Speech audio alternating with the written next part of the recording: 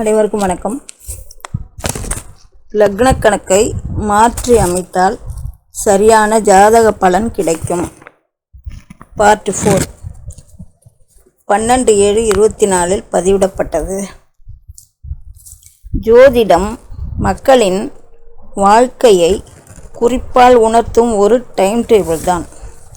ஜோதிடத்தில் ஜோதிடர் வாக்கு பொய்யாவது எப்படி என நான் வானவியல் ஆராய்ச்சி செய்தபோது லக்னம் போடுவதில்தான் சிக்கல் என்பதை அறிந்தேன். டெலஸ்கோப் இல்லாத காலகட்டத்தில் எழுதப்பட்ட ஜோதிட நூல்கள் சூரியன் அசையவில்லை, நட்சத்திரங்களும் அசையவில்லை என்று நினைத்த காலகட்டம் அது. இன்றைய காலகட்டம் வேறு. ஜியோசென்ட்ரிக் மெத்தேடு படி பார்க்கும்போது, ஜோதிடத்தில் சொன்னபடி பார்க்கும்போது சூரியனும் நட்சத்திரங்களும் பயணம் செய்கின்றன, ஓரிடத்தில் நிலையாக இருப்பதில்லை.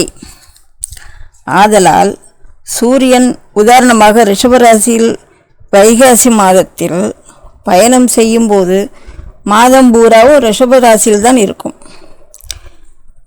ராசி கட்டம் என்பது ஒரு கற்பனை கோடு.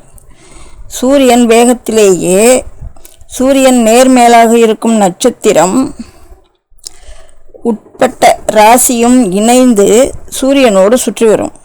சூரியனும் ரிஷபராசியுடன் சுற்றி வருவதால் வைகாசி மாதம் பூராவும் சூரியன் வேறு ராசிக்கு போகாது.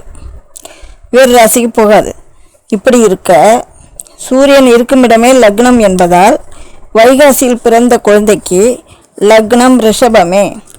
வேறு லக்னம் போட்டால் பலன் மாறுபடும்.